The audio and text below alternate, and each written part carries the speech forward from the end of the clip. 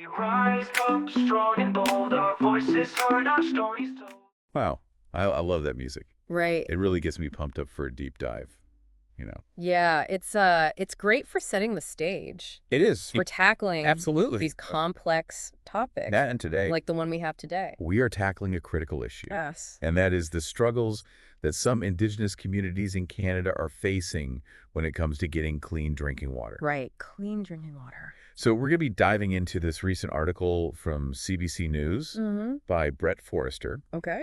titled UN Expert Urges Profound Changes in Canada to Uphold First Nations Water Rights. It was published November 7th, 2024. Very recent. Very recent, and it does not pull any punches. No, it really doesn't. This article highlights a UN report that is scrutinizing a problem that's been going on for far too long. Yeah, you might be surprised to learn that some Indigenous communities in Canada still cannot trust the water coming out of their taps. It's true, and it's a sad reality. It's heartbreaking. And, this report, it really shines a light on one community in particular, and that's Attawapiskat First Nation. Okay. And the article shares the story of Charles Hookamal, who's a resident there who had a chance to meet with Pedro Arrojo-Agudo, Okay. who is the UN's expert on the right to safe drinking water. Wow. So he's going right to the source. He is. To these communities. And just imagine, living in a community where you've had limited access to clean water for over 5 years. I can't imagine. I know. Just 5 years. 5 years. That's unbelievable. It's the reality for Attawapiskat. Wow. And here's the thing. They don't even have a formal boil water advisory in place. Really? But residents are being told to limit their water use because of harmful chemicals in the water. So what does safe even mean? Exactly. At that It's a point. disturbing situation. Yeah.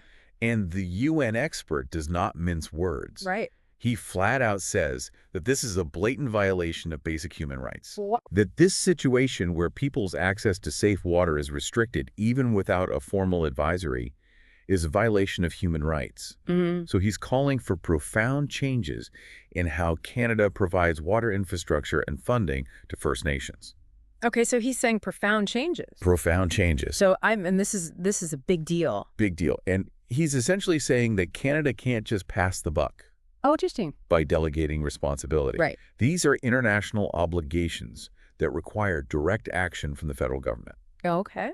So this raises a really crucial question. Yeah, what's that? Why does Canada, Right. a developed nation that prides itself on human rights, Yes. lack a national legal framework that guarantees the right to clean drinking water for everyone without discrimination? It's a great question. It's a big one. Yeah.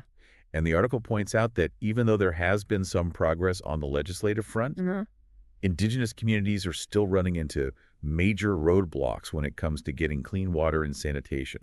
So are we talking about like funding roadblocks or? Well, all sorts of roadblocks. Okay. Funding, Bureaucracy. you name it. Yeah, exactly. Okay. So it's a complex problem with many facets. Yeah. And, the article actually quotes Chief Troy Knowlton of Piikani Nation, Okay. and he welcomes this international attention that this UN report brings and says that Canada has become numb to the criticism Oh, wow. and often turns a blind eye to these ongoing issues. That's a powerful statement. It is. And it really speaks to the deep frustration Yeah. that a lot of these communities are feeling. Yeah, I bet. So the article also, of course, covers the Canadian government's response to this. And Indigenous Services Minister Patty Hajdu Okay. emphasizes the Liberal government's efforts. Right. And in particular, they point to a proposed law called Bill C-61, Okay. or the Clean Water for First Nations legislation. Okay, so what's in this bill? So just this week, Minister Hajdu announced an amendment to Bill C-61 that specifically acknowledges the right to clean and safe drinking water on First Nations lands. So, on the surface, it sounds like a step in the right direction. Yeah, it does. But a lot of people are skeptical, rightfully so. and rightfully so, given the history Yeah, for sure. of inaction. Lots of talk, not a lot of action. Exactly. Yeah. So we need to look at the specific provisions and see if they truly address the concerns raised by the UN expert. Okay. And honestly, actions speak louder than words. 100%. Okay, so we've got skepticism around Bill C-61, Right. a UN expert calling out Canada for human rights violation, and a community that's struggling to access clean water for years. Right. So what's the impact of all this? Well, this is where it gets really interesting. Okay. Canada is hoping to get a seat on the UN Human Rights Council for the 2028-2030 term. Right. A very sought-after seat. Yeah, and these findings could really jeopardize their chances. Yeah, because the international community is watching. Oh, yeah, they are. And how countries treat their indigenous populations, particularly with regard to fundamental rights, like access to clean water. Yes. That's a major factor in their assessment. Of course. So this is a big deal. Big deal. And it's not the only issue Oh. that the UN expert raised. Okay. He voiced concerns about the continued presence of long-term boil water advisories, Right. industrial pollution impacting First Nations, Right. and even allegations of activists being suppressed for opposing resource development projects Wow. that lack indigenous consent. Really? So it's clear that the UN expert's report is painting a rather bleak picture Yeah. of the situation here in Canada. Not good. And what's often overlooked is the immense toll this takes on mental health. Sure, absolutely. The report mentions how living without reliable access to clean water can lead to feelings of depression, Of course. isolation, Makes sense. and being treated as second-class citizens. Yeah, I mean, it's more than just an inconvenience. Exactly. At this point, it's a trauma. Yeah, a deep-seated psychological trauma. Wow. So what does this all mean? I know, it's a lot to unpack. We've got a lot to unpack here. Yeah, we do. That's for sure. For sure. Okay, so we'll come back and we'll continue unpacking this. Let's do it. Well, it means that Canada needs to take some serious action. Yeah. This issue can't be ignored or swept under the rug any longer. Right? We need to see concrete steps to address these systemic inequalities Absolutely. and ensure that all Canadians, regardless of their background or where they live, Yeah. have access to clean and safe drinking water. Yeah. I mean, it's about justice and equity and the well-being of entire communities. Exactly. It's truly disheartening to think about the daily struggles that these communities face. Yeah, can you imagine? Can you imagine not being able to trust the water coming out of your tap? Or not being able to give your kids a bath without worrying about potential health risks? Scary.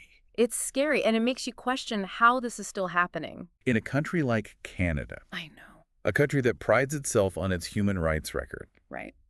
this report is a stark reminder that we have a long way to go. A long way to go, for Yeah. sure. Absolutely. And what's interesting is that the report goes beyond simply highlighting these problems. Uh-huh. It actually provides some tangible recommendations for Okay. the Canadian government. Like what? Well, it urges them to prioritize infrastructure investments, Okay. to strengthen legal frameworks, and most importantly, to meaningfully engage with Indigenous communities Right. in the decision-making process. And that last point is crucial, isn't it? Absolutely. Meaningful engagement can't just be about ticking boxes. No, it's got to be. It has to be about genuine collaboration and respect for Indigenous knowledge and perspectives. Yeah, their voices need to be heard. Exactly. They need to be at the forefront of developing solutions. They know their land and water resources better than anyone. And their expertise needs to be valued.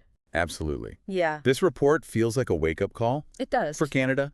It's Yeah. time to step up and take concrete action Sure. to address this injustice that's gone on for far too long. Yeah. And for us as individuals, it's a reminder to stay informed, Yes. to amplify these voices, and to hold our leaders accountable. I agree. We can't let this fade into the background. We can't. I completely agree. And, it's easy to feel overwhelmed It is. by the complexity of these issues. Yeah. But even small actions can make a difference. Absolutely. Even just like educating ourselves, supporting organizations that are working on the ground, having Yeah. conversations with friends and family. Right. All of these things contribute to raising awareness For sure. and pushing for change. We all have a role to play. Well said. Now, before we wrap things up, I want to acknowledge that this is a sensitive and complex issue. It is. And the experiences of Indigenous communities across Canada are diverse. Right. And it's important to avoid generalizations. Yeah, we focused on one community's story, Right. but it's important to remember that this is a nationwide issue It is. impacting countless individuals. Absolutely. Yeah. This report brings up some really important questions. Yeah, what are they? What do you think about the role of international bodies like the UN in addressing domestic issues? Interesting question. Should they be involved? Or is this something that Canada needs to handle internally? Yeah, it's complex for sure. It's a complex question.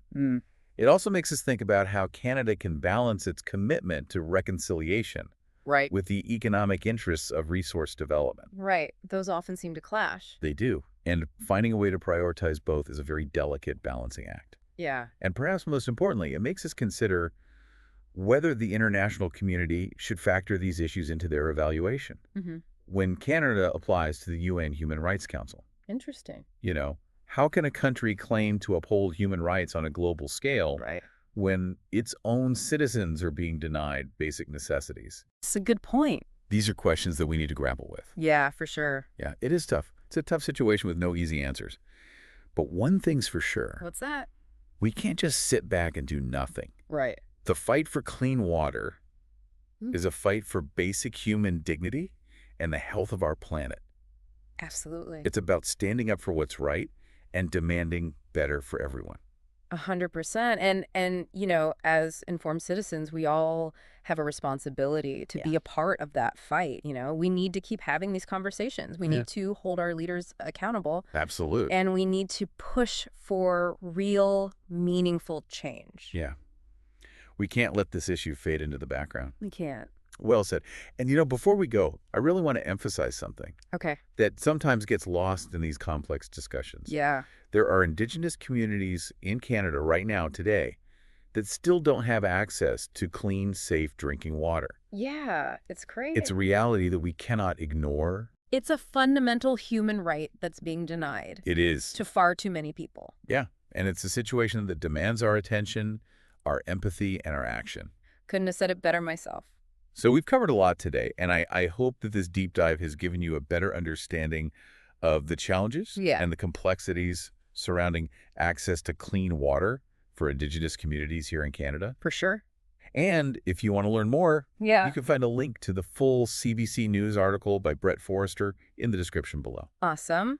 And as always, Yes. we encourage you to share your thoughts, Please. your questions, your insights in the comments. We love hearing from you. We do. We Yeah. really value your engagement, and we appreciate you being a part of this important conversation. Yeah, let's keep the dialogue going. Yes. And, we really appreciate you listening and engaging with these crucial issues. We do. And if you found this deep dive insightful, Yeah. we'd be so grateful if you would Yes. share and subscribe to Timely Trends in News. Absolutely. Your support really means the world to us. And it helps us reach a wider audience with these stories that need to be heard. It does. So until next time, Yes. stay curious Stay informed. and stay engaged. We'll see you next time.